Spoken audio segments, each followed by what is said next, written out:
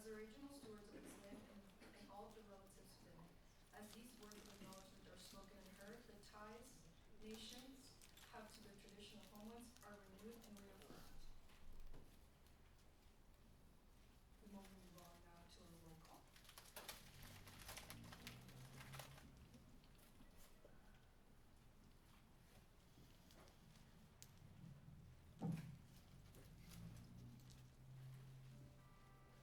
Sarah Brinkenmeyer. Say present. Thank you. Annika Jackson. Present. Gunnar Colin. Present. Cassia Lalnadi. Present. Marjana Layden. Present. Jonathan Martinez. Present. Gabriela Mercado. Present. Angel Wilson. Present. Diego Ruiz. Present. Ava Sarn. And Natalie Trujillo. Present.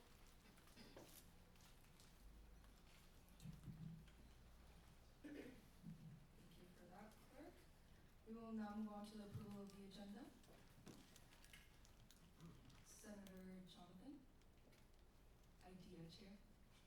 I move to approve the agenda for October 3rd, 2024. There's been a motion that has been seconded to approve the agenda for today. Any discussion? We'll now move on to a vote. All those in favor, please raise your placards. All those opposed? Any abstentions? Motion passes.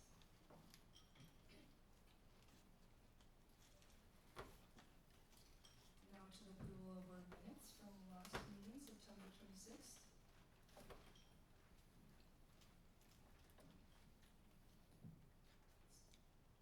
Academics Chair. I move to approve the minutes from 9/26/2024. Second. There's been a motion on the floor that has been seconded to approve the minutes for our Senate meeting of September 26th. If there's no discussion, we will now move on to a vote. All those in favor? All those opposed? Any abstentions? Minutes are approved. We will now move on to our first order of business, the presentation from Vice President of Student Affairs, Charlotte Johnson, and the Student Affairs Leadership Team.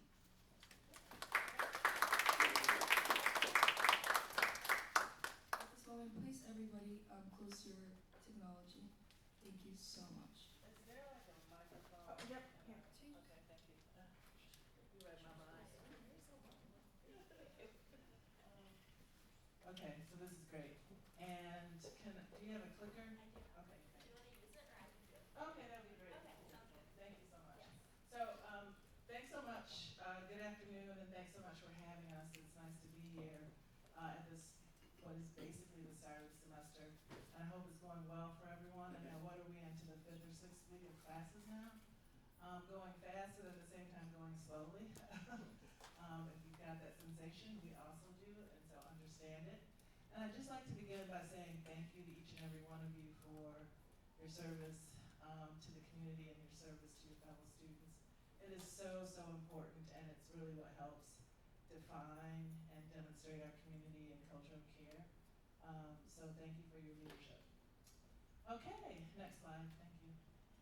So I'm going to go over some of the highlights of student affairs for this particular semester and tell you a bit about what we're going to focus on for the next academic year. Some of the things some of you may have heard about before, but I wanted to make sure we're all on the same page in terms of what the divisional priorities are.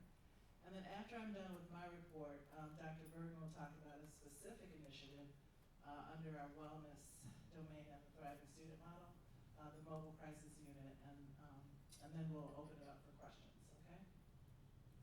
So OLE weekend, I remember when I first got here, I was really impressed that first OLE weekend with how much volunteerism there is, how smooth it ran, how much the community came out to help the newest members of our community get acclimated and move into their rooms.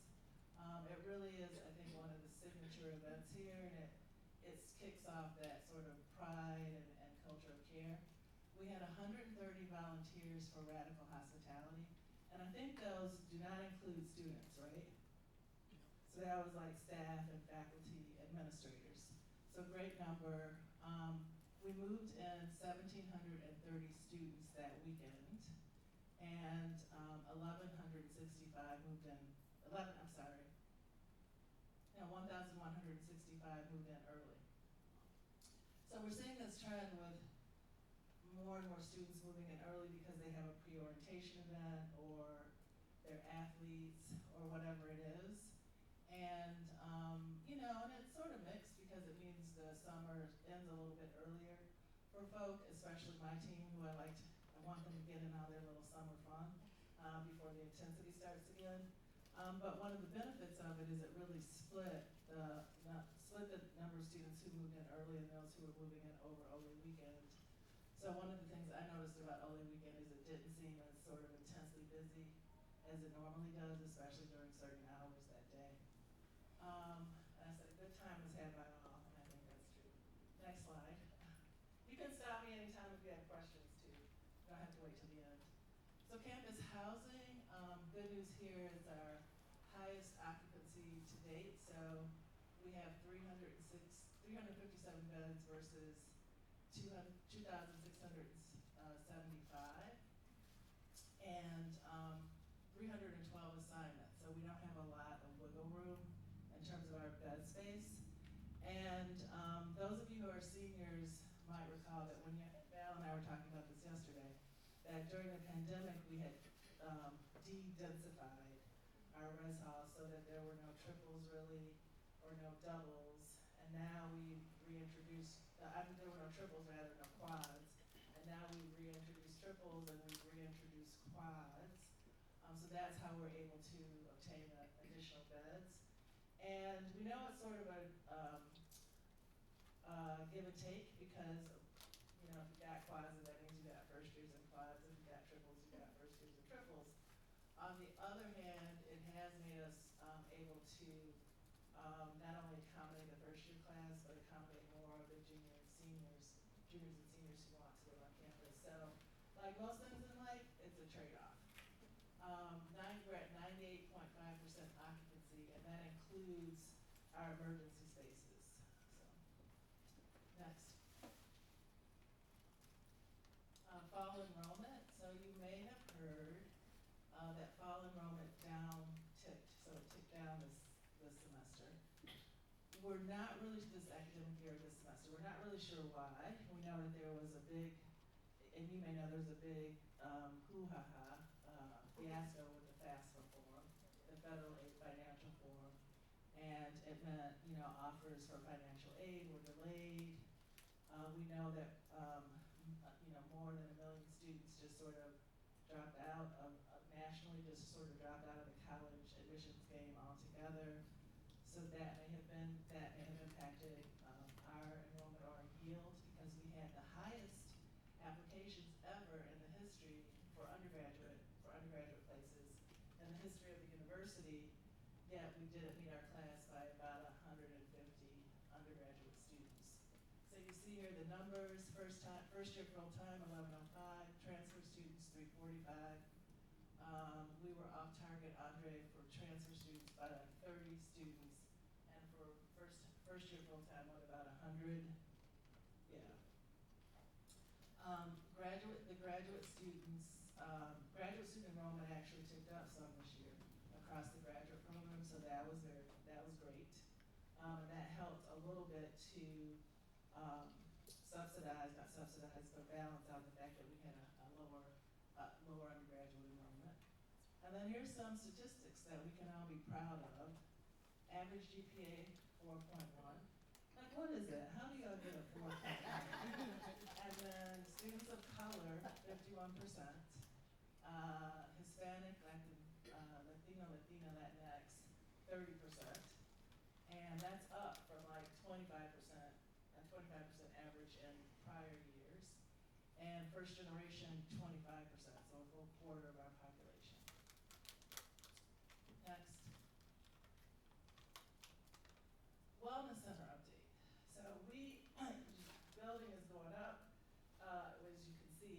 Burden and I and some other folk we took some folk on a tour last week, and that was my first time in the building. I had only before that been looking at renderings, and the spaces are way bigger than I imagined, and it is beautiful. There's so much natural light. There's so much use of the outdoor space. I mean, you all are going to love, love, love it. We have a soft opening in December, which means we'll have our certificate of occupancy in December, and we'll be doing like some tours and things like that. Probably still loading in furniture and some equipment and those sorts of things. And then we'll have our ribbon cutting ceremony in February, early February of 2025, and you'll all be invited. So be on the lookout for that invitation. And then we have a new executive director, Kimmel Yeager, who started September 3rd, and she is on the case. I met with her last week. She's responsible for every aspect of the opening. We lured her in from New York, where she's done a bunch of openings for mostly corporate, high-end luxury fitness centers. And I met with her last week, and she is very detail-oriented, way far ahead of the game now than I thought than I ever imagined that she would be. She's also got lots of energy and lots of excitement and enthusiasm. And one of the things she and Andre Mallier are planning together, and Dr. Burden, is a month long of sort of programming and activities as a kickoff, with the demonstration kitchen and a juice bar. We've got hot yoga. We've got a rejuvenation room. I mean, it's amazing. So I suggested to Val actually that she invite Kimmel to one of these meetings a little later on in the semester. I'm sure she'd be happy to get to speak to you all and update you on what's happening. Next. The Torero Hubs. Just wanted to mention this a bit because we've incorporated what was formerly known as One Stop into what we now call the Torero Hub. And the One Stop counselors still do what they do in terms of answering students' questions about registration, financial aid, student accounts. But the other thing that's happening there is we've got these new positions called Torero Connect counselors, and each new student, including transfer students, undergraduate, they're assigned to TCC.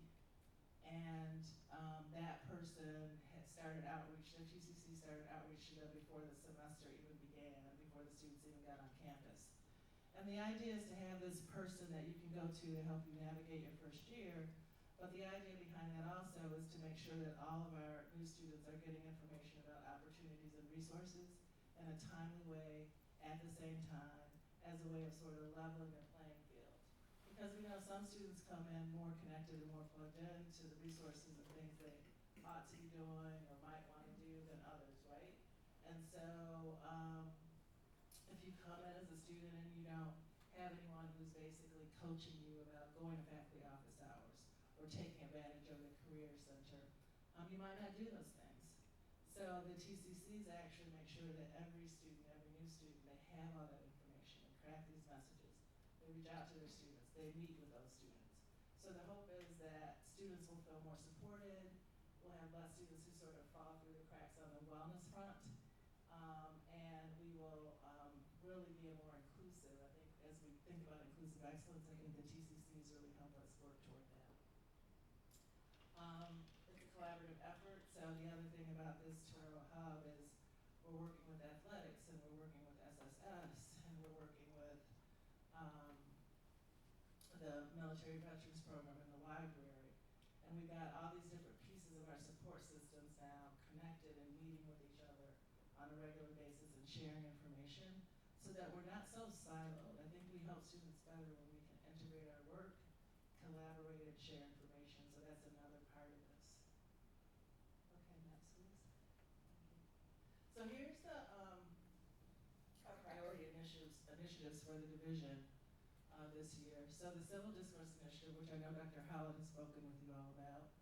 Our Thriving Student Model continues. We did Tim Navarro led a intensive sort of roadshow last year where we got feedback from all segments of the community about the Thriving Student Model. And one of the things we ended up doing was adding a spirituality domain. I mean, we And we worked with colleagues in the mission integration, mission ministry, and the theology school, and others across the theology department to come up with this beautiful definition of spirituality that we now include in our Thriving Student Model. And we're also now, of course, we continue with programming that grows out of that model. The JED Campus Program, which is our initiative that we're doing with the national cohort, creating a strategic plan for our wellness efforts.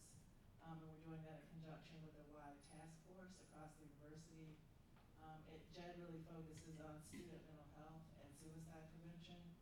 And those are things that we've done. Chris and his team, Dr. Burton and his team have done amazing work to increase access for our students, undergraduate and graduate, to our wellness resources.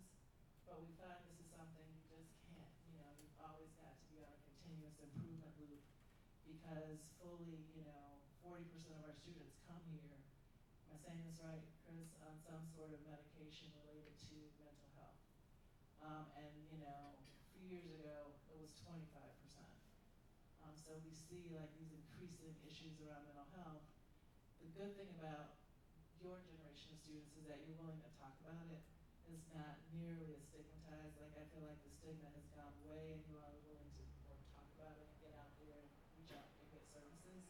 But again, we have to keep our eye on the prize and keep our foot on the gas pedal because these issues are there. They can sometimes be pressing and we want to stay ahead of them as much as we can. And the JED Campus Program is one of those research-based national organizations that will help us do that. On hazing prevention, there's an anti-hazing campaign that Dr. Howard is leading with a core group of folk as we work on a strategic plan, or really an action plan is what I call it, around hazing prevention initiatives. So Byron, can you say a little bit about this module that everyone's taking in athletics and elsewhere?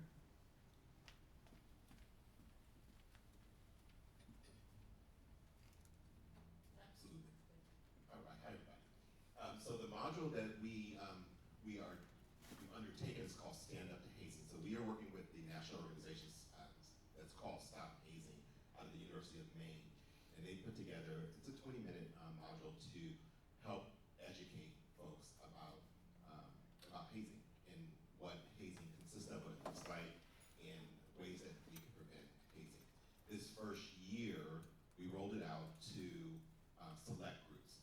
So we are having all student athletes and all coaches in athletics and actually the entire athletic department, they have already undergone and taken this module. And then we're also having all fraternity and sorority leadership undergo that. And then for all student clubs and organizations, if you happen to lead a student club organization, you've also gone through the Stand Up to Hazing module, so you'll know what it is. And all of ASG, they've actually gone through it. Yeah. So you all have gone through it as I forgot about that, thank you, Jen. Of course But they have. you all have gone through it as well. Next year, we're gonna ramp it up, and we're looking at having all incoming students, both transfer and new students, go through the learning module as well. So we're really excited about it. That's great. Excellent work.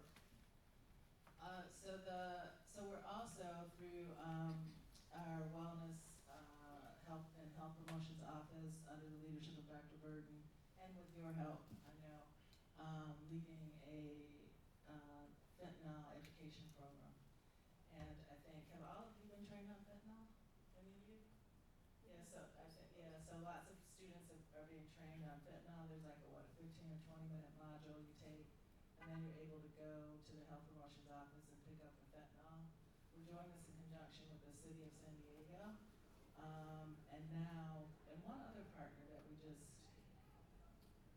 is there another partner in this? Well, anyway, I know we're doing it in conjunction with the city of San Diego. They have a few members of their team in the attorney's office there, city attorney's office, who are working really diligently on an anti-fentanyl education campaign. And I will just say to you, so you can say it to others, is that, you just have to be so careful because almost any sort of medication or thing that you're buying offline or getting from someone you think is safe, it just may not be safe. again, this is not just a USD thing, it's a San Diego thing, I think because we're right on the border. Was there a statistic around the fact that we're on the border? Like something like 90% of the fentanyl laced drugs come in over and of the border is like 20 minutes from us. So we just have to be super vigilant.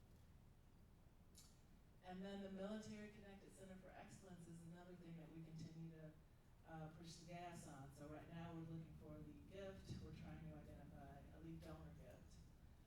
We're trying to identify a space on campus. We had initially identified a space on the far west side of campus, and we abandoned that because the feedback that we got, well, we didn't really discuss with students so much, but the feedback from the MVP staff was students would feel like they've been banished from the kingdom, right? If they're on the west side and now they're right, and right now they're right next to my suite, so they're in the thick of things. And so we want to keep them there. So we're trying to identify alternate space, and we'll fix it up and make it great. We've hired a couple of additional positions to support our military connected students. We hope to hire more once we get the funds in place and we complete the fundraising for the project. It's very, very exciting. And our hope is really to be a leader in the nation with respect to the work that we're doing with our military connected students. They make up 12% of our population. They add age diversity, they add racial and ethnic diversity. They contribute in so many ways. They bring leadership skills. There's so much that they bring to our community. They up our male population, I think, as well. And this is a group that we're really focused on right now, university-wide. Okay, Dr. Burton, I think, next slide, I don't think I have. Well, any questions about anything that I said? Okay, so Dr. Burton.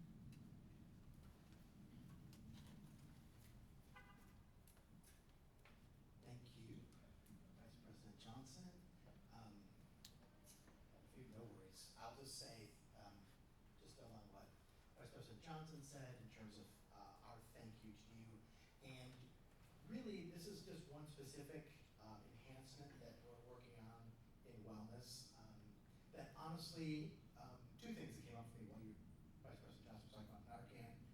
We were doing a walking meeting, which is a wonderful thing you get to do if you ever report to Vice President Johnson. We were talking about the Narcan crisis and really just the support that she offered our team to really move as quickly as we could. And I know that you all met with ANCAS, this body hasn't done it. So I just want to thank you all for that. Thank the further support from Vice President Johnson. Similarly, this is another initiative really since we've been, really since 2020 and when Vice President Johnson came to campus, a lot of folks are trying to think about how can we increasingly make the urgent mental health services accessible and equitable, and the importance of having a safe but also decriminalized approach. And a lot of communities across the country use law enforcement representatives during a mental health crisis.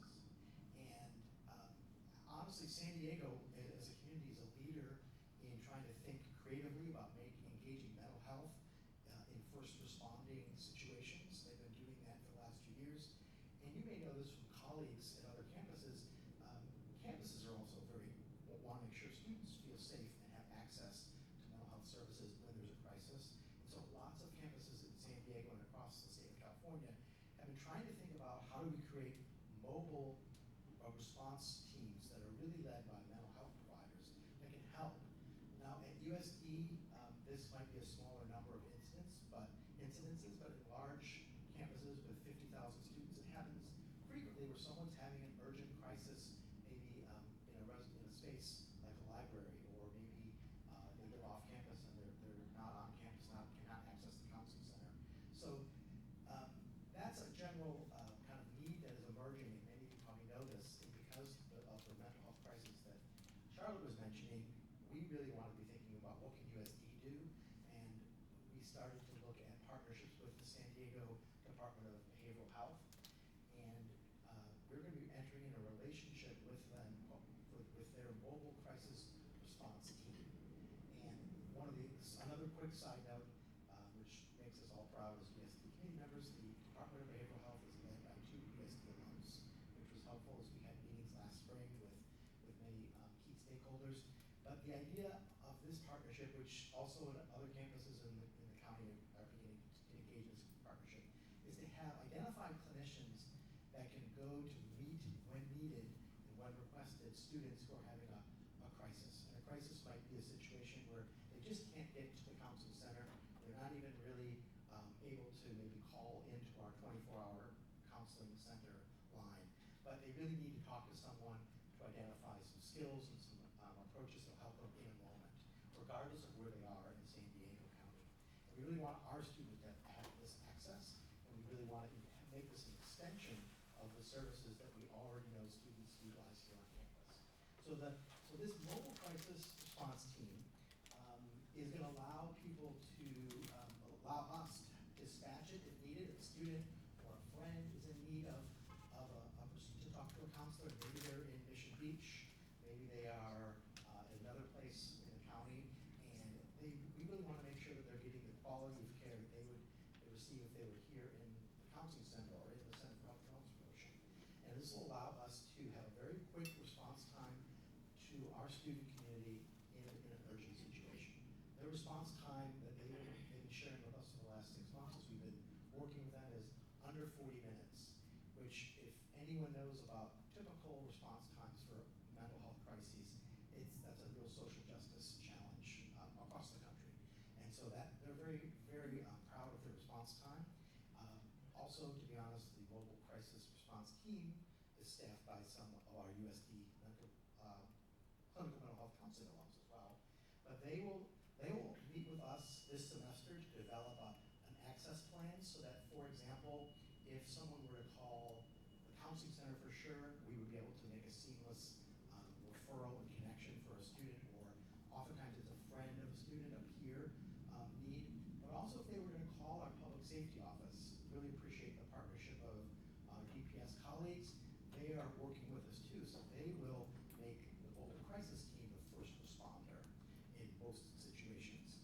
Obviously, if there was an urgent, life-threatening situation, we would continue our typical process, which is as a best practice. But the DPS office will also know this team and be able to dispatch them and help connect students with care.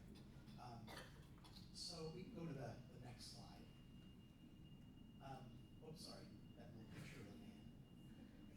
Give you a sense of what it looks like. And this really comes under, the other thing that some of you may know is that, again, also really think that since Vice President Johnson's come to USD, she's really encouraged us to think about innovation and health equity and access. We have an area of our team in wellness that is committed, led by Dr. Jason Richardson, to health equity and access. He's actually leading our team here. So this is under that guise of really thinking creatively about knowing that the students need care. We want to be accessible and not think about people being equitable. And this team, their mission is really to do that in a global way. That van, which we're hoping to have come to campus someday in this semester, if you open up the doors, it looks like a very nice therapy space. It's got 2 chairs, it has stress management tools, it's got squishy walls. It looks a little bit like the lobby in Schwick, just in a cool car, you know.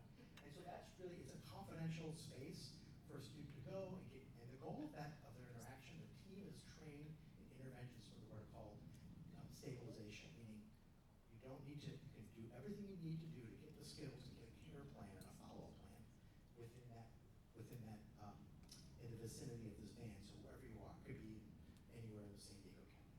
Those are some of the team members that are going to come to campus and train some of our public safety officers and also some of our mental health staff so we can work collaboratively. But really wanted you all and to know, because of your leadership roles, that we don't expect this van to be on campus frequently, but it may be here. And it also, we really want people to know that it's a resource for our students who are off campus. We work with students who are living at the beach quite frequently. It's been a persistent challenge for us to make sure that they're getting access to care at any time of the day. So we're really hoping you all will help us champion this resource so students know it's there. And we're going to be doing periodic routine check-ins with this team to quality assurance and quality control. So feedback from you all would be helpful too, but wanted to just share this really important access information for us here at VISD. One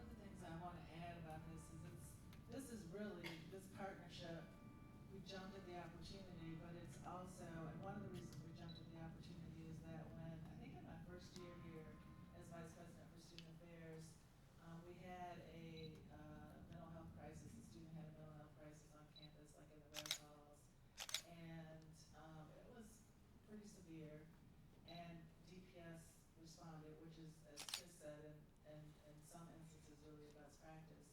But some of the students who were helping this student got back to me and they followed up with me afterwards. And one of the things that they said is it really seemed like this was criminalized, right? Like the fact that there were like, 2 or 3 DPS officers present seemed as if we were treating mental health as a like criminal act. Of course, we never ever intend to do that. So when we had this jump, fast forward a couple years later, things move slowly in academia, but no, when we had the chance and folks reached out to Chris from the county about this mobile crisis response team, we jumped at the opportunity because we think it'll help, right? And it will help decriminalize, but it will also help increase access to students who are in crisis and provide them other avenues of support. So with that, I'm just gonna open it up to questions again and see if there are any questions that you have, any concerns that you have, things that are coming up that you want us to know about maybe?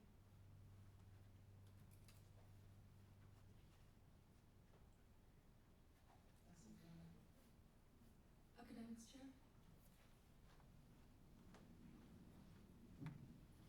Okay, so, this is regarding the, mental health van.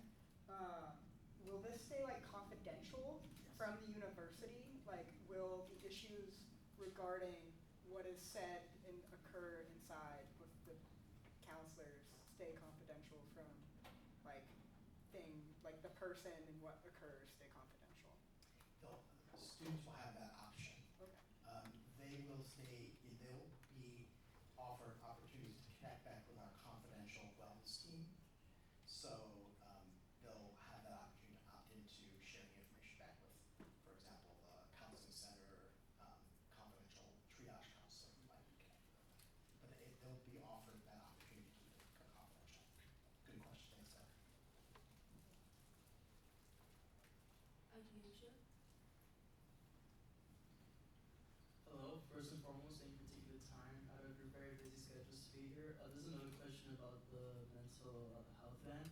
I just want a bit more clarity as to the process. Like, is there like a specific phone number that students can call, or is it like they have to go through PSAFE, or like, I just want a bit more information as to like how a student can like ask or provide for it.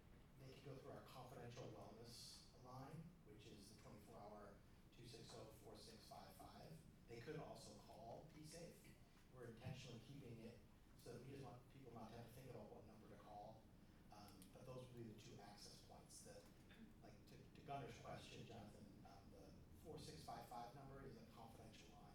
So those are always, that's intentionally confidential to make another access point for students. Senator Monica? Hi, I was wondering if this band would be in collaboration with Timely Care, or could you schedule through Timely Care to have an in-visit consultant? That's a great question. That's something we could explore. It's definitely in conjunction with our other after business hours urgent services, which we have, like our wellness on-call counselor. But that's a good question. We haven't talked about kind of linking into that service. But similar to the Comedy, we want this to be an extension of the USD, a confidential extension of the services. So I appreciate that question for us to keep thinking about. Student Rep chair? I actually have I think there will be, I think the Health Promotions Office is gonna do a campaign, a bit of an educational campaign on wellness and the availability of the mobile crisis unit, but, Chris, can you do some clarification for me and maybe for the group? Is this something we instigate or are students allowed to call it directly? Students could call through it's a county option, you could call it, but typically in most campuses, students would initiate it Okay. through the counseling center, so that we can ensure everything's confidential, yeah. Okay. Great questions. Student Rep chair? Hi, can you hear me? Yes, okay. What follow-up measures and procedures are being taken place after the call is made? What the situations leave, what procedures would follow? Thank you. Great question. In fact, that's one of the aspects of the model that they used that is, I really think is very good and strong. So once there's a connection made with the mobile counselor, the mobile crisis team, they create a plan.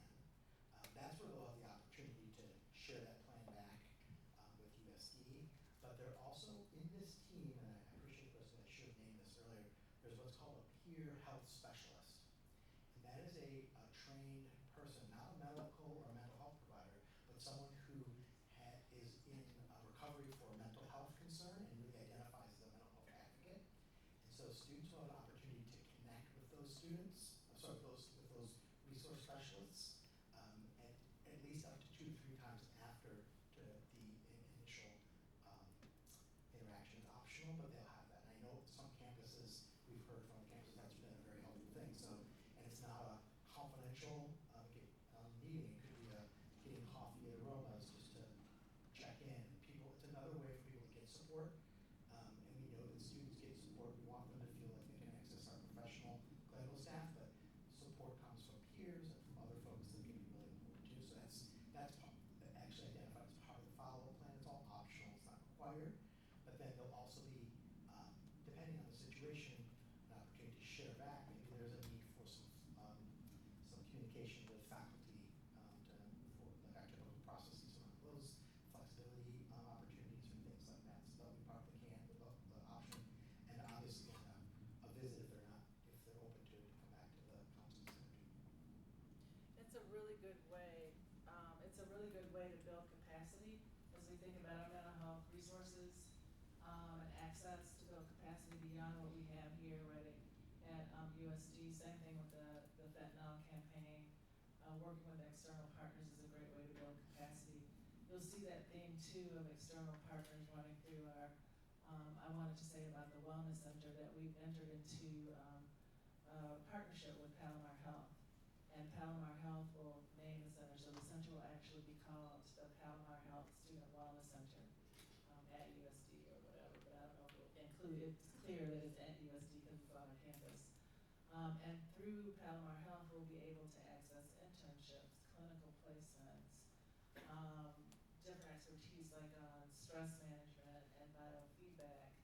Again, increasing the capacity beyond what we have on campus and increasing the expertise beyond what we have here on campus on some things to serve students better. Academics, Jim?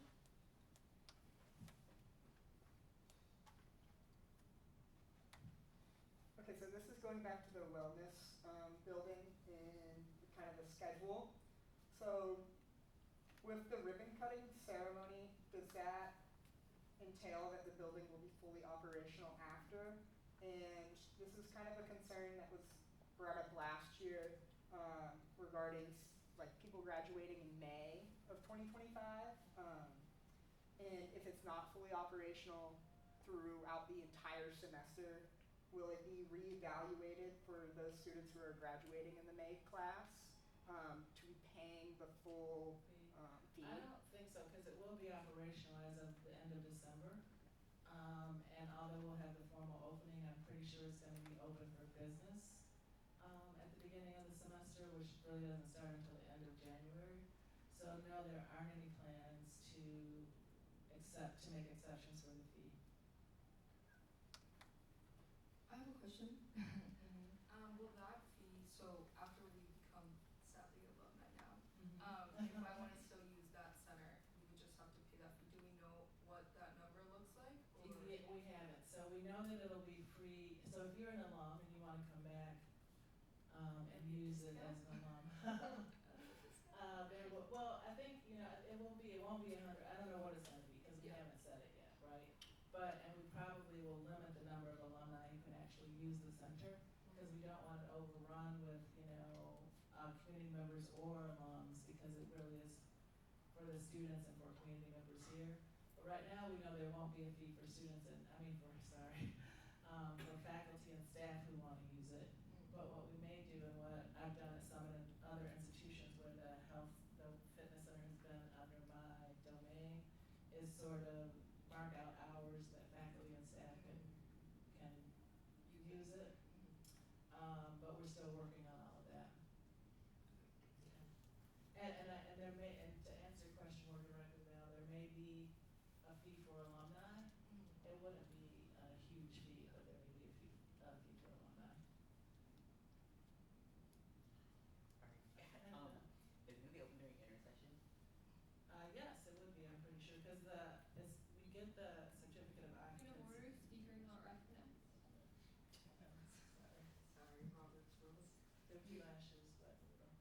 Okay. I have to give priority to the chair, but after I would gladly ask you, academic chair. Sorry. And so sometimes there are bumps in construction and when things are actually like finished. Say if it does somehow, for hopefully not, but if it does, if it's not completed by the start of the semester and it's completed in maybe like March or April, like Well, if that were the case, we probably wouldn't charge any student a fee, right? If it's not complete until March or April, because then we're pretty much done with the semester.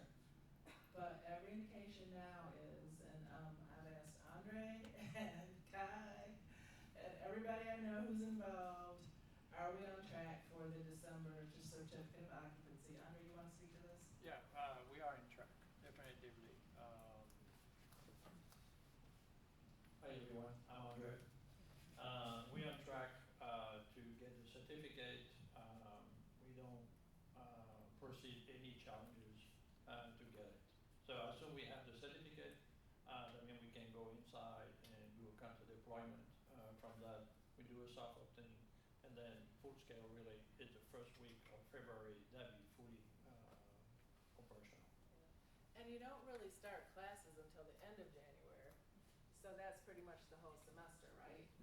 Even with the formal opening. Let's say for some reason we get the certificate of occupancy. Of course, if you've ever built anything, and my husband and I have built 2 homes, you know there's always a punch list. So there are things you have to go back and do. Point of order, the time allotted for this agenda item has been reached. Okay. Okay. I'm gonna encourage, we have. I can stop. Okay. Clerk of the Senate. I move to extend the time by 5 minutes. There's been a motion on the floor that has been seconded to extend the time for 5 minutes. Any discussion? A vote? All those in favor? All those opposed? Any abstentions? Time is extended for 5 minutes. Okay, I'll continue now. So thank you for the 5 minutes. This 40 minutes went by really quickly. But I was gonna say, there's this punch list, right? And so we'll be going through in early January, mid-January, so we're fixing the punch list items to make sure by the time the formal opening comes, it's fully ready for, use in every part of the building. So yeah. So it's good news. Okay, unless there's another Well, question. the public, please. Okay.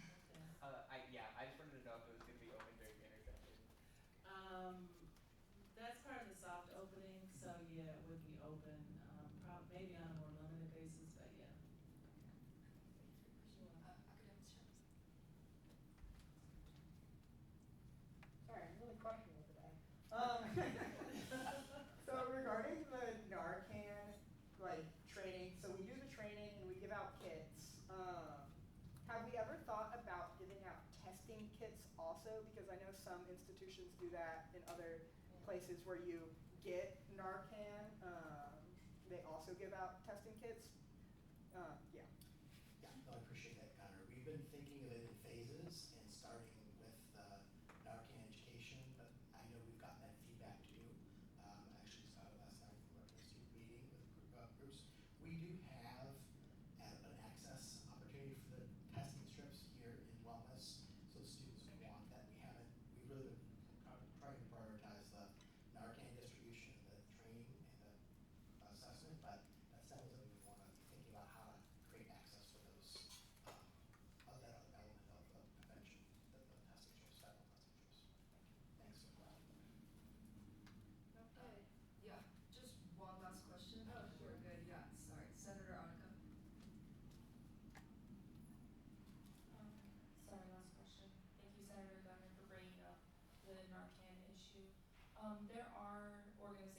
and also federal work study jobs that go out into the community. For me personally, I am a YEI tutor and I work with high schoolers, and fentanyl is a big issue with them. I was wondering if there would be training for people that go out into the community, such as YEI, have testing kits and Narcan with them, and the training. Yeah,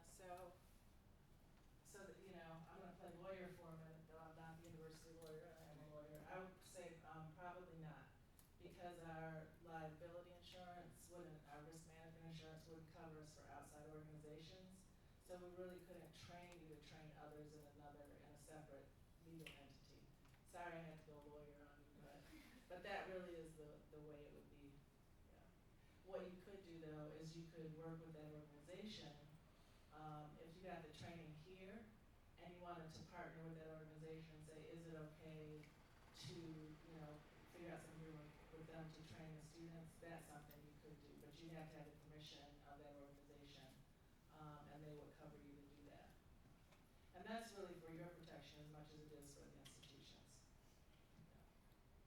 Since that was the last question, before we clap, and thank you all for coming, I just wanted, these are the wonderful team that we work with every single day, and I want you all to see their faces, you know, and if you could all just say your names, Mr.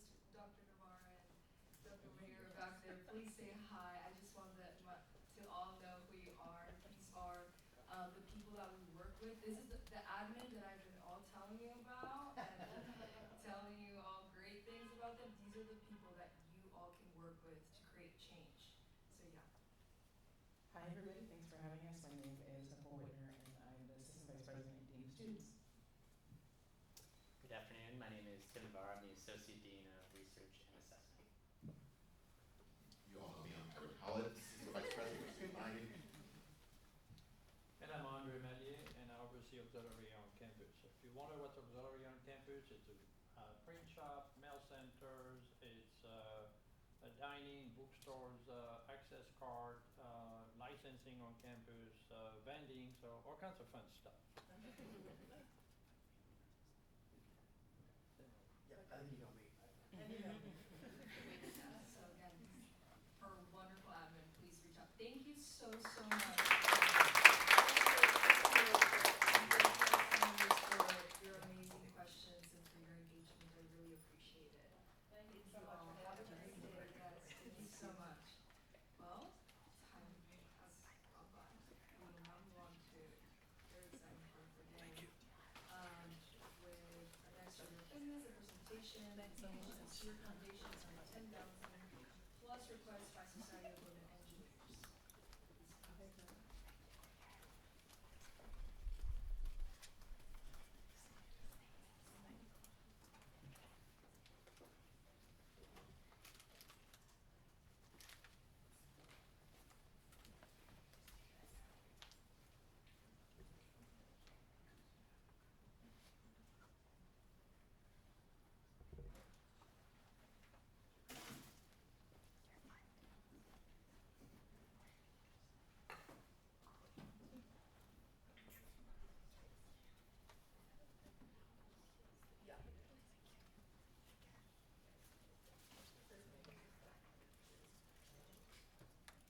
Hi everybody, my name is Nana McCod and I am a senior in mechanical engineering. I'm also the president of the Society of Women Engineers in the Shiley Marcus School of Engineering. I'm going to have everyone with me who are also board members of the Society of Women Engineers introduce themselves before we get started. Hi everyone, I'm Kate, I'm the secretary. My name is Audrey Krishnadas and I'm the vice president of SWE. I'm Abika Pillai and I'm our internal outreach chair for SWE. Okay, so today, like Val said, we are going to be presenting on the 2024 Society of Women Engineers National Conference. So a little bit about the conference. It'll be taking place from October 24th through 26th. We included the 23rd as a travel date since it starts early in the morning on the 24th.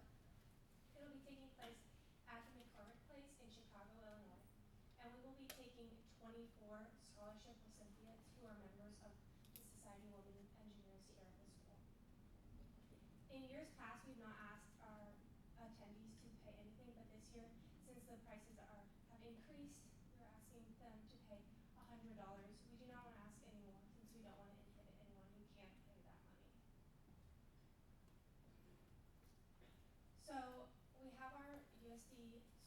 mission up there, but basically our goal is to empower women in engineering and computer science to reach their full potential and develop professional skills. We feel that the conference is a perfect opportunity for them to do this. We put a lot of preparation into this and work hard to go. And then the USD mission has an excerpt that references building community and creating opportunity for marginalized groups in STEM. As a Society of Women Engineers, our goal is to empower women and help overcome those barriers that go before us. So thanks to ASG last year, we were able to bring 29 students to the conference on scholarship. The number is a little bigger last year because it was in LA, so transportation costs are a lot smaller. At the conference itself, 19 of those 29 were offered jobs or internships immediately following the conference. This is not including more that were offered later on. And then also at the conference, 45 interviews were conducted with attendees. Again, this is also not including the interviews that happened in the months following. At the conference, there was 450 plus companies represented. And I know we have an engineering and computing fair here at the school, but typically the majority of the companies that come are defense or construction. So this allows our members and attendees to explore different avenues that they might be interested in with the different industries represented. So it's really important to note that the impact of this conference is life-changing. Up on the board, I have a picture of two of the former SWE. One was the SWE president. On the right, her name is Melissa Karen, and on the left, we have Jess Boyer, who's the former SWE treasurer. Both attended the SWE conference in their sophomore, juniors, and senior years, and ended with 2 job offers from Pacific Rim Mechanical. They were fortunate enough to be able to stay in San Diego with this company, and have since come back to our spring career fair called Engineering with Industry to give back. So not only does this conference help the attendees going, but it can in the future also help students not even in SWE organization. Going back to the impact from last year, starting on the very right, we have Celeste Regalado. Celeste is an RA on campus. Her parents are not engineers. She works her way through school. She attended the conference last year on scholarship and was able to get an internship at Northrop Grumman close to her home so that she could stay at home.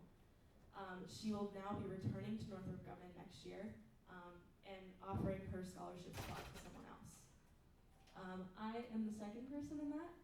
After my sophomore year attending this SWE conference, I was offered an internship at Whiting Turner, which is a national construction company. Since then, I have been extremely involved in SWE. The conference, again, life-changing experiences made me crave wanting to grow this organization more. And so last year, I was the treasurer, and now I'm the president, and I'm trying to inspire the same change. Thanks to the conference last year, I was able to get another internship, and I will be joining that company again post-graduation. And third, we have Nicolette Manji, who's also a senior in mechanical engineering. She has a similar story to Celeste, and she ended last year's conference with an internship at GE Aerospace all the way in Cincinnati, Ohio. And last, I'll have Audrey introduce herself. Hi again, I'm Audrey. I'm a transfer student, so last year was my first year here at University of San Diego. And from day one of stepping onto campus, I was told, get to SWE, get to Society of Women Engineers, and get to the national conference. It was the first thing that people told me when I told them I was a computer science major. Last year at the conference, I was able to talk to so many recruiters. I had never in my life spoken face-to-face with a recruiter. And I'm sure you all know applying online is probably the worst thing that can happen to our generation. The absence of face-to-face contact with these recruiters is devastating to our job opportunities. So the opportunity to talk to recruiters, to build your confidence, build your elevator pitch, it's been absolutely essential in helping me build my confidence in my classes and in my career journey. So I was able to secure multiple internship offers from this conference last year. And then I interned with Medtronic, which is a medical devices company this summer, and did get a full-time offer from them. So it truly has changed my life and the trajectory of my career. So I love SWE and I love the national conference. As we're talking about life-changing opportunities, it is also important to note that we are one of very, very few women in our classes. I have had multiple classes where I'm the only girl in the room, and I have multiple classes, and in my entire cohort, there are 8 women.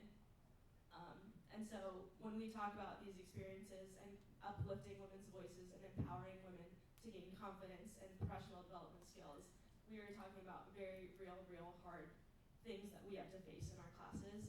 And this is an opportunity for us to get closer as a group of women and to uplift each other and to empower each other and give each other opportunities that we otherwise would not have. Went too far. So now let's just get into a little bit of the funding breakdown. So for registration for the conference, it's $275 per person for our collegiate membership at the Society of Women Engineers Conference. Since we are giving out 24 scholarships, we were able to purchase the registration in bulk, which gave us a 25% discount. And so that brings the total to a little under $5,000 for registration. For lodging, we will be staying at the MC Suites by Hilton downtown Chicago. This will be a little bit of a 10-15 minute drive from the convention center in McCormick Place.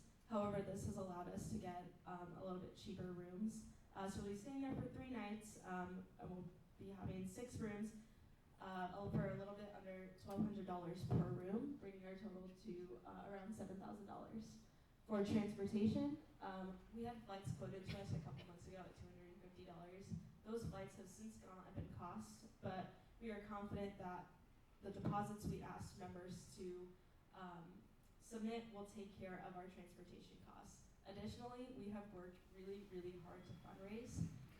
We had a fundraising event on Tuesday. We've had our change funding live since the beginning of the semester. We've worked with companies to get corporate sponsors to try and get more money for our students to go to the conference, and we have been able to cover almost half of the costs that we see here today. And so really the total that we are asking for ASG is for the rest of this amount. And so the total that we're asking for is $15,748.26. I will turn it over to Advika to talk a little bit more about impact. So I think the reason why we're requesting this money is just because we know how much SWEET impacts our members' lives. We talked a little bit about the conference, but even just the organization in general. Nana talked a little bit about how there's such little women in our discipline. Right now, in my senior design class, there's 3 women in the entire class out of maybe a class of 30 plus people. And I know that SWEET has definitely impacted how I view myself in these situations and how I carry myself and my confidence that I have in myself in these situations because of the connections I've built in this organization and how these women have truly empowered us all with each other. Also, a little bit more about the conference. So a little context for me, I'm an integrated engineer with a biomedical concentration. That's a mouthful. And it's interesting to market at these conferences because how do you describe that really? The conferences really give you a leg up in the sense that it helps you with experience. I went both my sophomore and junior year, and it really helps you with how to build those skills to network, and it helps build those face-to-face connections that Audrey was touching upon earlier. And it was also a confidence booster in the sense that you'll fail, but you will succeed because you build those skills as you go. And failing is all part of the process, and it's essential to becoming an engineer, especially a woman of color engineer in the industry.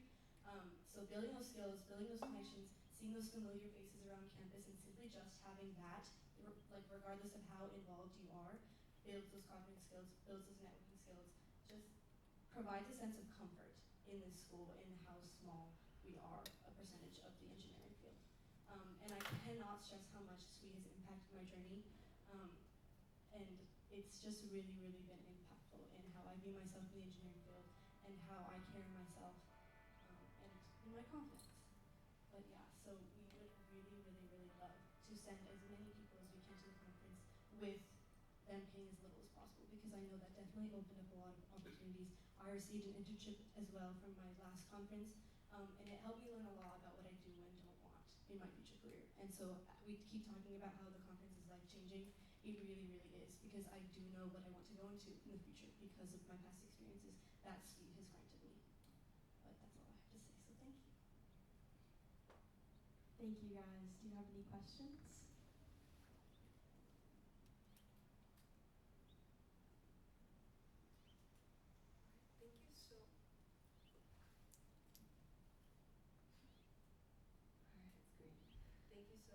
that. I invite you to either sit or, yeah, maybe if you would like to sit. Thank you so much for that. I really appreciate your time. I know that the finance chair will now come up and present the ASGBC recommendation.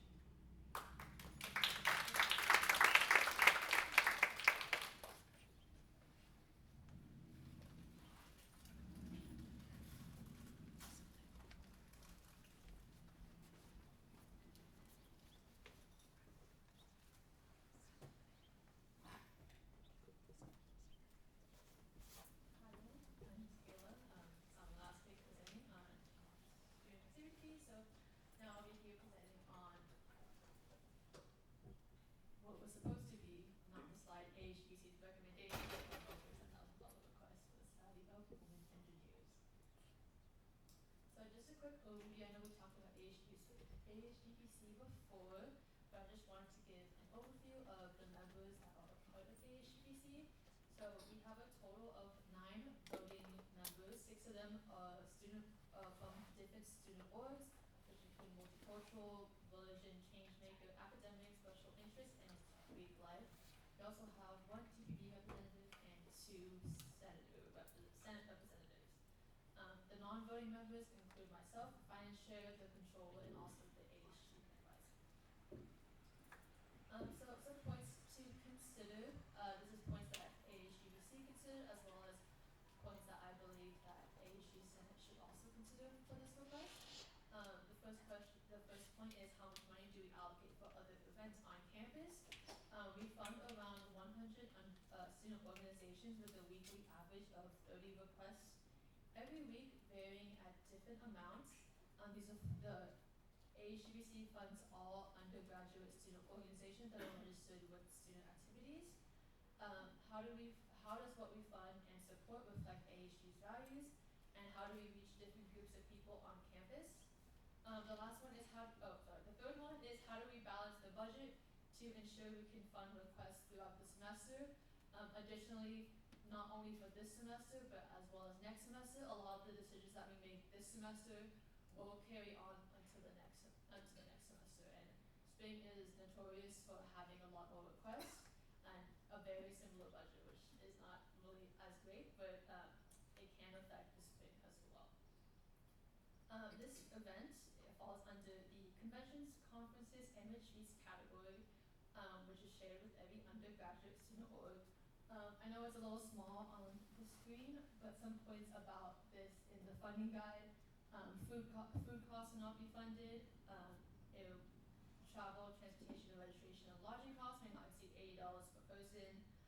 Funding will only be allocated for undergraduate students, and also AHGBC does not fund any conferences that coincide with any mandatory educational department obligations.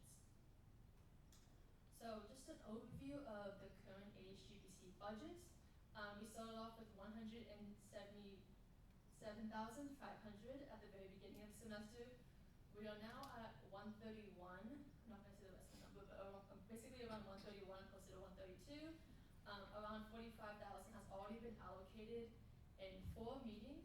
Technically, we have only had 2 weeks of official AHGBC meetings. We had 1 emergency meeting with exec at the beginning of the school, and we had to have an additional meeting this week because of how many requests of coming in. In those 4 meetings, we have reviewed 82 requests. Currently on Twitter orgs, there are 42 waiting to be approved. This is currently also the only $10,000 request on Twitter orgs for this semester. So moving on to AHGBC's recommendation. AHGBC decided to follow the AHGBC funding guide for $80 per person per night. AHGBC requested for 3 nights for 24 undergraduate students, which is a total of $5,760. One of the points that AHGBC made is that this is consistent with equitable funding for other student organizations who have submitted similar requests. We have had 2 organizations this week and last week as well who have submitted, I wouldn't say like identical, but very similar requests for a very similar convention as well. So AHGBC decided that it was best to just stick with what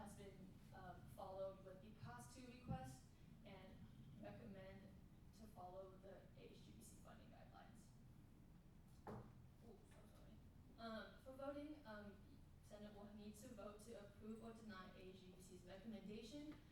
If denied, please vote for new funding amount, or you can also vote to send back to ASGBC to be reviewed. Thank you. Questions? Alright, let's start proceed to discussion, Senator Morrison. You said that this recommendation was consistent with equitable funding for other student orgs that have submitted similar requests. Could you clarify what those organizations were? Yes, they were for the Society of Hispanic Professional Engineers as well as Society of Asian Scientists and Engineers. Academics chair.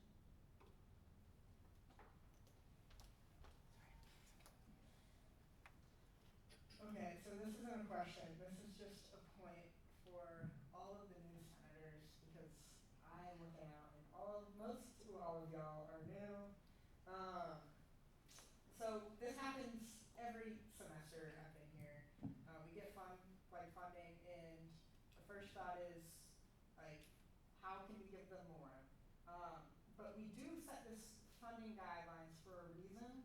We have them in place because we only have a set amount of money, and so many clubs come every single week, lots they go through, and they have to decide how to equally fund all the clubs in an equal manner because we only have so much money and everyone pays on this campus the same amount for your fee. I forgot what the fee is called, but that's your student activity fee. And so this is very important that we try our best to stick with this number because we will run out of money. This happens all the time. This happened last year. This happened the year before. We run out and then we're like, oh, now we have no money to fund people. And then no one gets money anymore because we're out of money. So this is very important, and this is a life lesson that I've learned very harshly, especially my first semester in student government, because we ran out very quickly, and we had a lot of people very angry. So it's very important to try to stick with this because it is very prudent for all the clubs to get the same opportunity, the same equal opportunity to go to any of the conferences that they want. And all the clubs are given the funding guidelines. Like, I don't know if any of y'all are a part of like leadership in clubs, but you have to go to this long day from 9 to 5, the student board conference, and you talk about finances, and you learn where the funding guideline is and what things are worth and how things are funded. So just want to point that out to everyone. So thank you. Sorry. IDA chair. Hi. So I know last year's it was in LA, so there is like the difference between going to LA and Chicago. Do you have the numbers as to how much was funded towards them for last year's conference? Yes. Last year, do you want the amount they requested as well, or just how much was allocated? IDA chair. Both. Last year they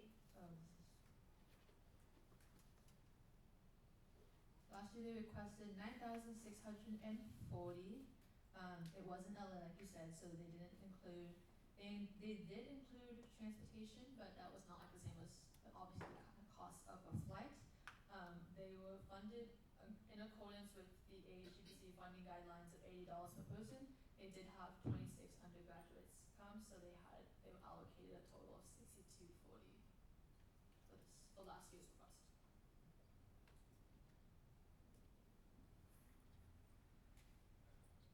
Senator Robinson.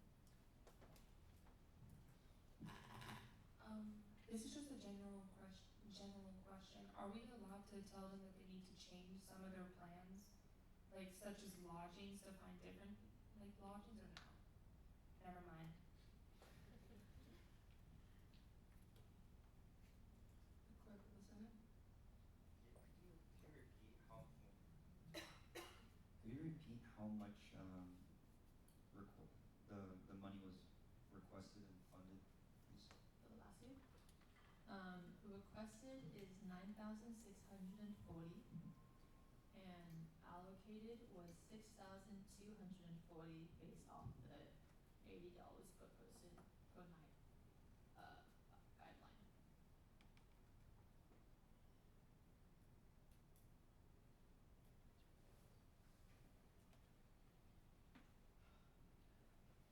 Academics, sure. Okay, with that being discussed, because I don't think there are any more questions, I move to approve the ASGBC recommendation for $5,760 for registration, lodging, flights for undergraduates only. Second. There's been a motion for the has been seconded. Is there any discussion? Idea check.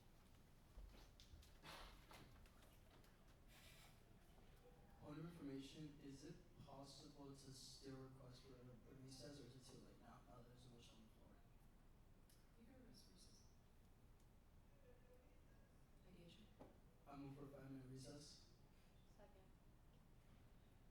There's been a motion on the floor that has been seconded to call a recess for 5 minutes, if I'm correct.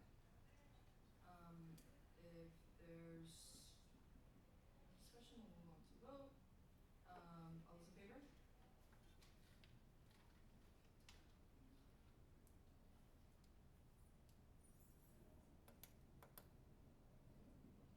All those opposed?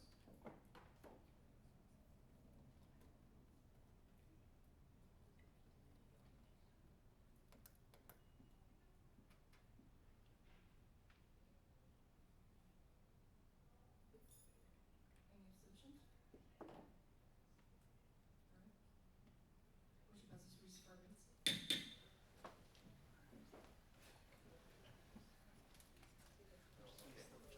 Let's talk about this.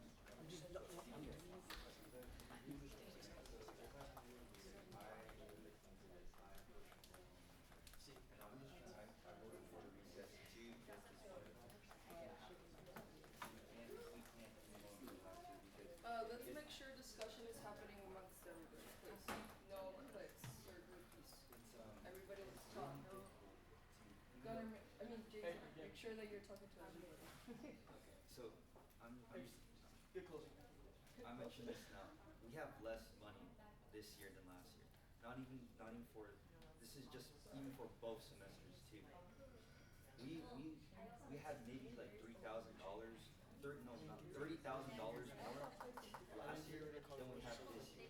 And now we're expected to reduce that 30,000 and break it up into all these clubs. And not to mention with student orders. You are gonna get more and more clubs that's joining in this year, and they want funding themselves. So it's just gonna be a conflict on a conflict. So that's why we're Last year, last semester, when more, I think the something about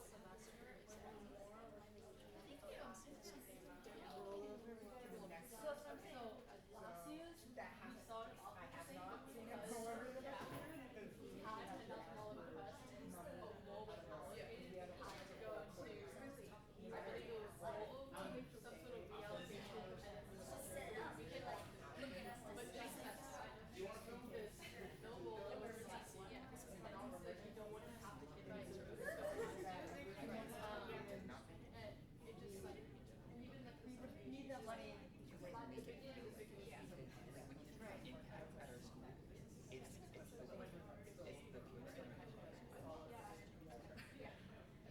We don't want that. I mean, like, obviously there's still like a chance, but it would still happen. Because I believe last year, last semester, it was launched and we were already at like $4,000. And so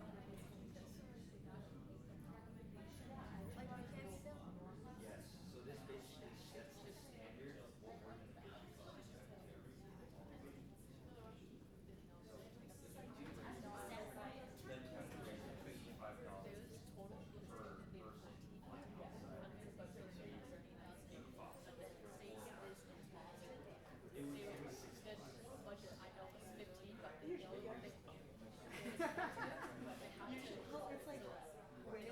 So, Sometimes just they're like, we up like 1,000. That makes it a lot better. That makes it a ship.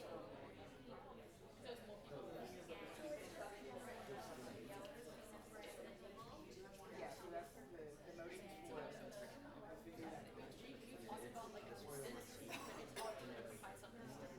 I know, I mean, I get that, but the thing is though, like, it's the conversation. Yeah, so it would be like 10,000. That's the phasing comes down to ASG and Senate.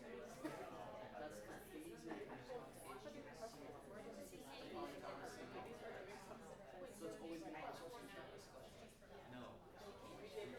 Like, exactly. You might as well. We can't bring it to a separate year, right? Okay, the only argument here is that I was thinking Because we did it before. not in our Right, like, that being said, we can it was literally the same thing, but just they do it we're talking about. Just wanna make sure, but if you made your decision. I already made my decision. I know what they do.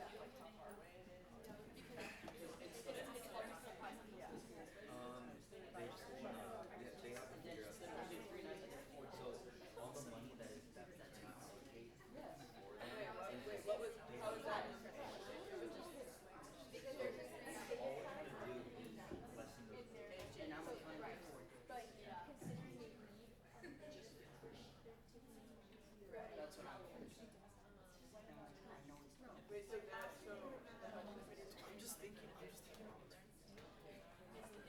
I know.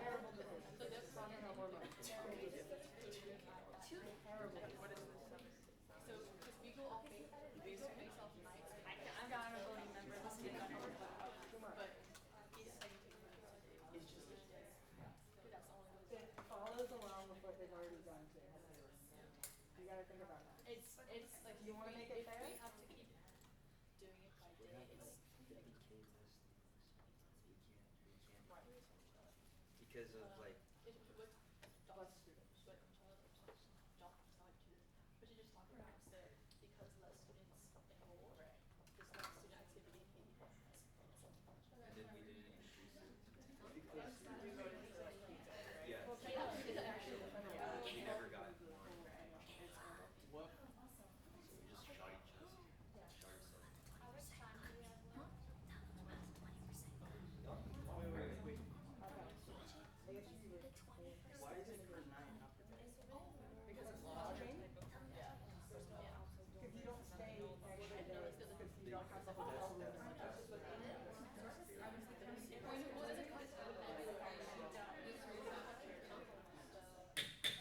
Everyone, let's please have a seat.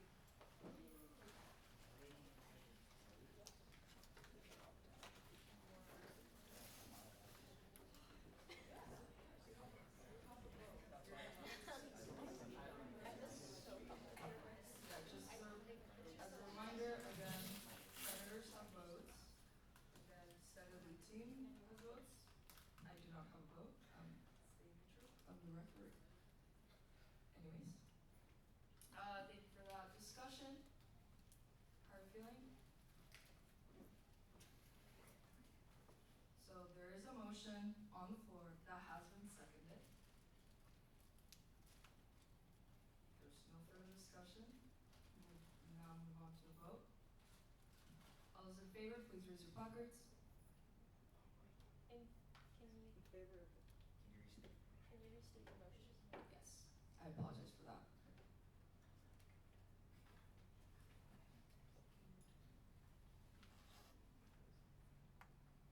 There's been a motion on the floor that has been seconded to approve the ASGBC's recommendation of $5,760 for SWE. For registration, lodging, and flights for undergraduate students only.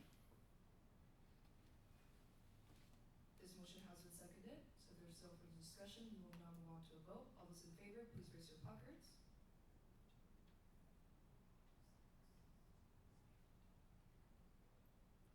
All those opposed? Any abstentions? Motion passes. Thank you all.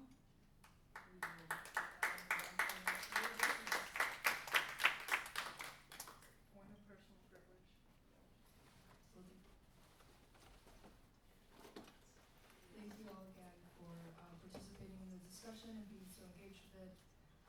Thank you so much, web engineers, for coming to Senate and presenting to us. We really appreciate your time. We do have to continue with our meeting. We will now continue the reports.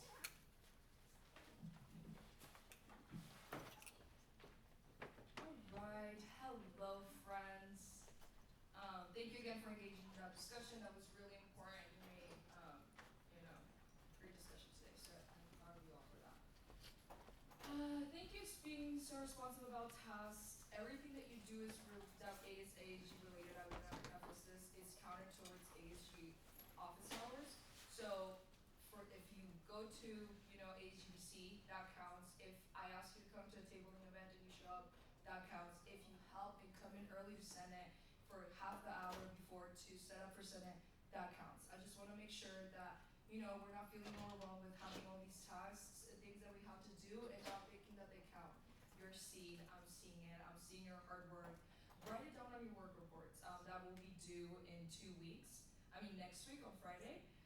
So please write all those things down. So I know some of you were there with me at the swap meet, which is a great event, by the way, and I really, really enjoyed it. We got to talk to a lot of constituents. I know our sustainability coordinator has some updates on that, but yeah, so anything that you do that is for ASG counts as your office hours, okay? I just want to preface that and make sure that you know, so we're not feeling overwhelmed like we're doing a lot of extra tasks. And hey, there's nothing wrong with saying no, but again, I encourage you to be in it. The more you put into it, the more you're gonna get out of it. Some of the things that I did in my office hours was I met with Tyler Chrisman from Reslev and VP Johnson about all the updates that we have, and we talked about that person that is working with the Wellness Center that I think would be a great idea to bring to Senate. They are planning again on all those events for the first month of February, and they love our input into what we want those events to look like. So you all get a voice and a chance to embrace your opinion on what you want that to look like. Following that, work reports are due next week, so I would really forward to, I know some of you have been working on very exciting stuff, so can't wait to hear about that. So vacancies, I actually brought them.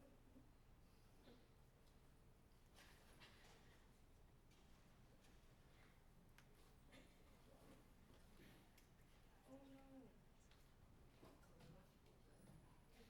But the public relations chair made these beautiful flyers, everybody. You can already see them over on campus. They're on our Instagram. Please make sure that you're reposting those.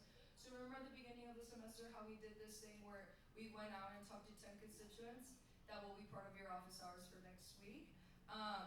Applications are due the 16th. Let's make sure that this whole room is filled up. Again, the more the merrier, okay? So you will have to be talking to 10 constituents next week or by the end of whenever you want to do it, but those will be included in your work reports, and I look forward to hearing what people had to say. So they're already in the ASG offices. Please make sure that you pick 10 of these cute little flyers up so you can spread them. Following that, ASG Drive. So the ASG Drive, I know it can be a little bit tricky. You should all have access to it now. If you don't, please reach out to me or Chief of Staff, Maya. She will help you with that. All the forms, everything that you need. I know Gabriela, Student Life Chair, Senator Gabriela. Thank you so much for reaching out, asking for that Initiatives Fund request form. It's up there, so you're welcome to go and check it out right there. But yeah, anything that you need, it's accessible there. If you need any other documents, please reach out. We will make sure that you have all of those. Following that, those are my office hours and my email, official ASG speaker email. If any constituents want to reach me, it should be through there. But other than that, you have my phone number. I'm available to you. Again, I'm here to facilitate your ideas.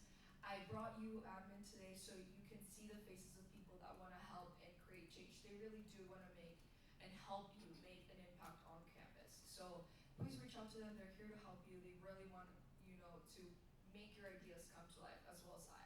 So I will be available to you if you need to meet with me. I'm always available to you. Super flexible about being in touch with you all. And that's it for me.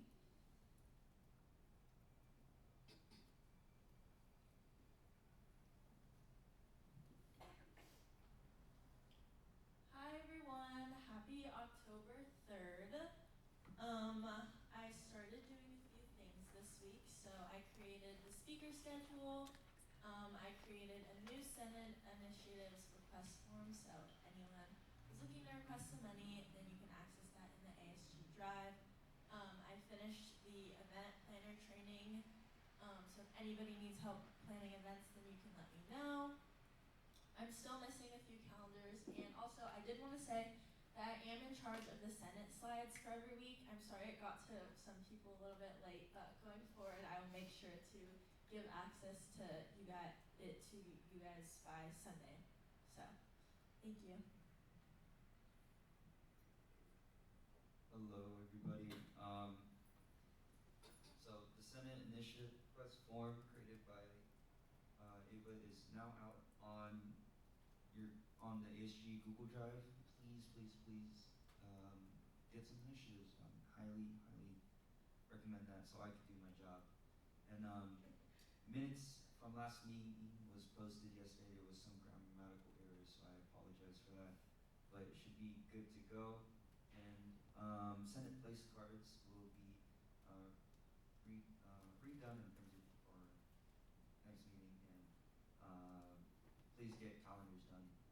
We're gonna start one-on-one soon, and we need to like schedule meetings ASAP. So yeah, appreciate it. Thank you.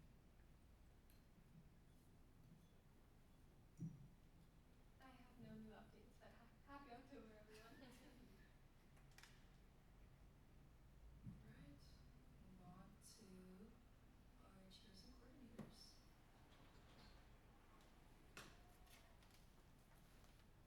So, academic chair had to leave, but I'll read his slide.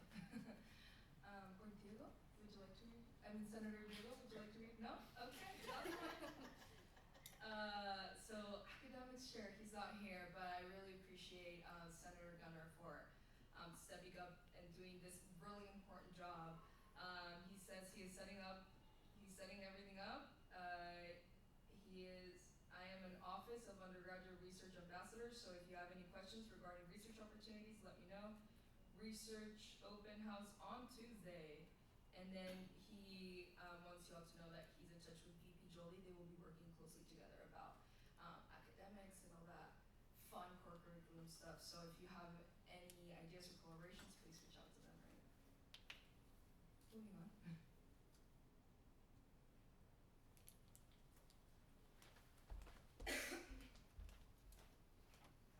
Happy Thursday, everyone. I hope everyone knows it's October 3rd. All you Mean Girls fans out there.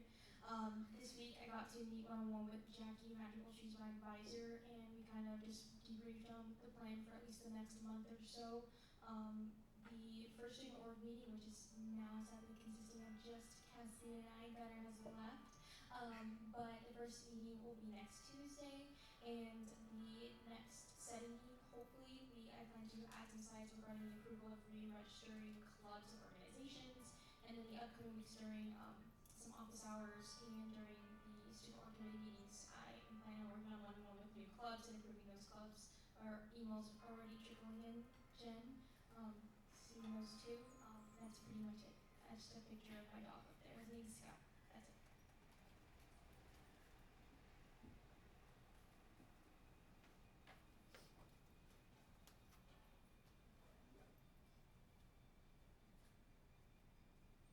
Alright, hello everybody.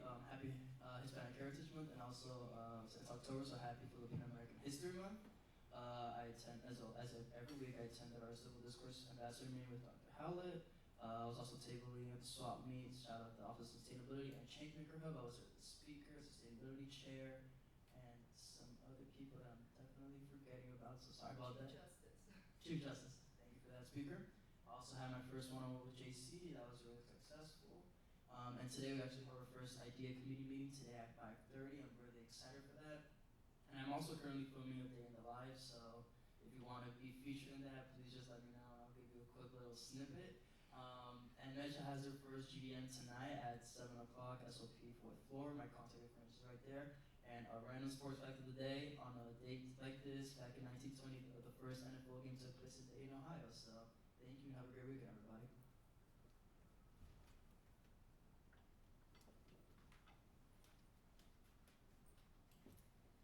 Hi everyone. I'll make my slide prettier next time. Mine looks really black and white compared to everyone else's. But anyway, we have our first committee meeting today for the Student Life Committee. That'll be at 4 o'clock. I'll be seeing my coordinator soon. Right now, at Student Life, we're working on getting those lift codes for groceries back up as soon as possible because I was reviewing some things from last year, and that was something that was highly emphasized by the previous chair. And we are still looking for a health and wellness coordinator. So let's get started on that recruitment.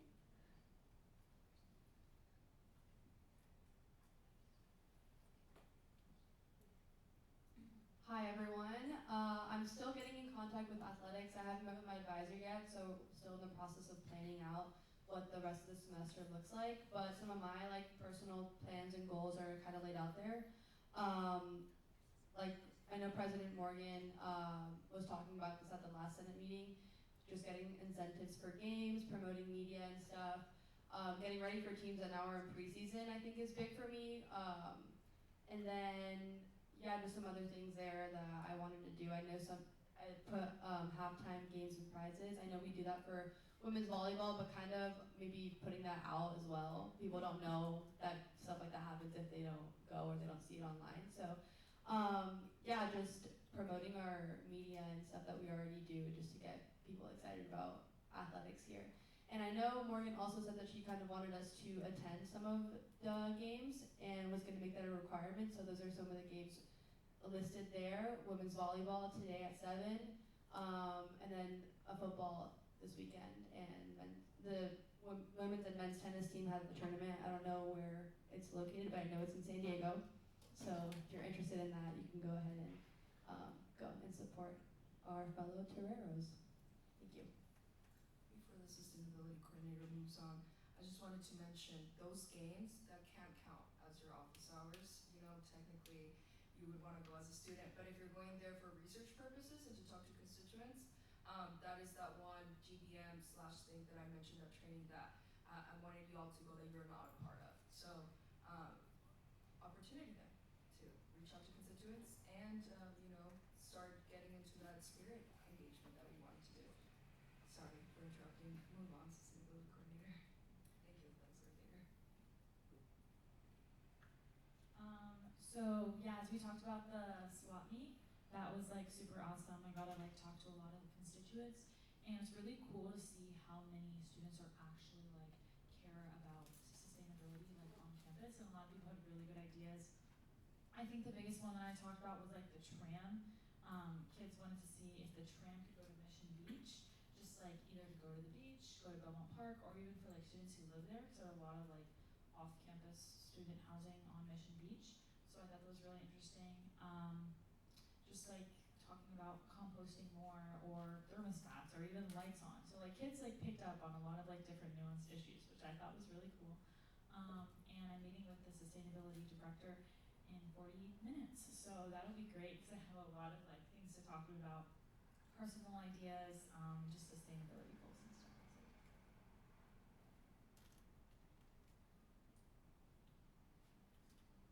Thank you for that, chairs and coordinators. We will now move on to the executive board reports. Hi everyone, I'm just gonna start talking so you guys can get out of here soon.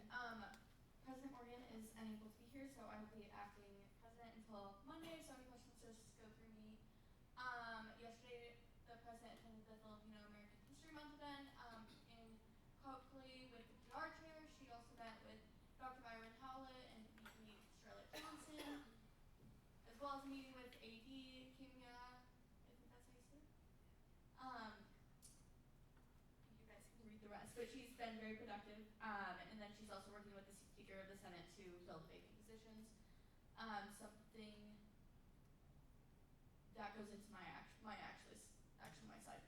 So one of the things I'm doing for, you can move to my side.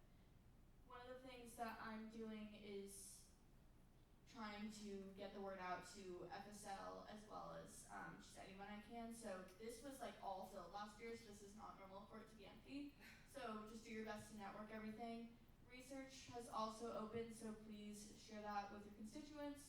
And the academics chair said, there's an event on the 9th, I believe, so if you can't go, still publicize that to your constituents. And yeah, I will be attending University Senate this week. It's something I do want to clarify is what that actually is. It is essentially our Senate, but for faculty. Do the same thing. It's on Zoom, but it's all Robert's rules and everything, so still same idea. There's a speaker and everything. So just want to let you know that the president and I are both working very hard and send love and well wishes to her. Hi everybody, happy October. I attended the sustainability swap meet to talk to some constituents. Looking at the whole judicial branch, we attended our hearing board training this past weekend. So we'll be starting on hearing boards as they roll in. Just some confusion that I've noticed still with the judicial branch petition form. That form is for reporting like violations of the student organization handbook. So yeah, that's what that form's for. And then parking reappeals and appeals, like the way that works, and you should see it if you get a citation, is it's at the bottom of like any citation email that you get is like a link to the parking website and how the appeals work. First, you have to appeal the parking. You can't appeal directly to us. And if you are denied by parking, you can then appeal to us. You can see pictures of that on the right of the slide, the information on the parking website, and also what it looks like on the citation. But yeah, our next parking reappeals meeting is on October 22nd, and if I can do anything for you, my email's at the bottom of the slide. Okay, really quick, we have our Big Blue kickoff on the 10th, we have our Big Blue Bash on 18th, and we have our homecoming tailgates the following day on the 19th. Maya's going to talk to you about possibly needing some ASG volunteers for Big Blue Bash, and that's all I have. Keep it quick. Okay, next, happy October. We had, like I said earlier, also gonna go really quick with this. We had 2 ASGBC meetings this week. We reviewed 52 requests. In those 2 meetings, we've allocated on $30,000, which is actually a lot higher. We had some bigger requests come in. We currently still have 42 requests onto our orgs. Some of those cannot be reviewed because some of the orgs are not fully registered. So we are actually pretty caught up. There's just a lot of requests that we cannot review. No new 10,000 requests have come in. Additionally, for those on finance committee, finance quarter deadlines have been decided and have been sent out to exec and all the extenders and comments. Finance committee will be meeting next week for Q1 reports. You should have all, if you're finance committee, you should have received a Google Calendar invite. Additionally, dates for Senate are set for me to present on each quarter. We do still need to see representatives at ASGBC. I will keep my number out. We were gonna make you volunteer right now, but we are short of time, so it's always sorry about. And then an overview on the budget. We are now at $131,000. That is not including today's. That was as of last night. And our balance is only a little bit, but we also allocated a lot in the past 2 days. Hello everyone. The biggest importance on my slide is, as what the speaker said earlier, as well as the president on their slides, is the ASG applications and the recruitment. You've heard it today. You will continue to hear it throughout these next few weeks, and the importance of filling this lovely U shape. As you should have seen in my email about the ASG recruitment competition, all of the details are in there. So if you have not read it, please make sure you are. You can win up to $25 campus cash.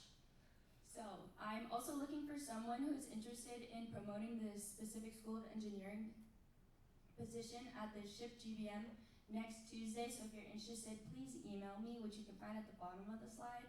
And secondly, as the speaker said, reposting the applications flyer, the importance of it goes farther than you imagine. I will be checking to see if you all post it. It would be very greatly appreciated.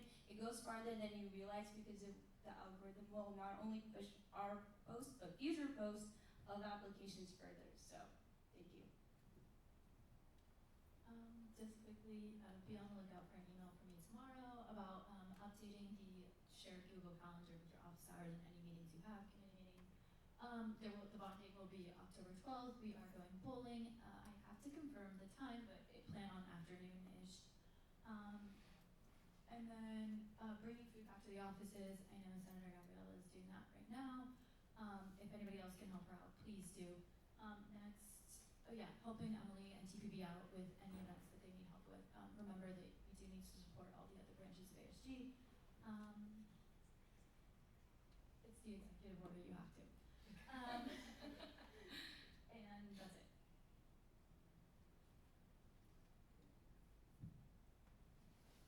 Alright, there's no public. Any motions? Oh, well, there's any final business in hearing of the public? No? Idea chair?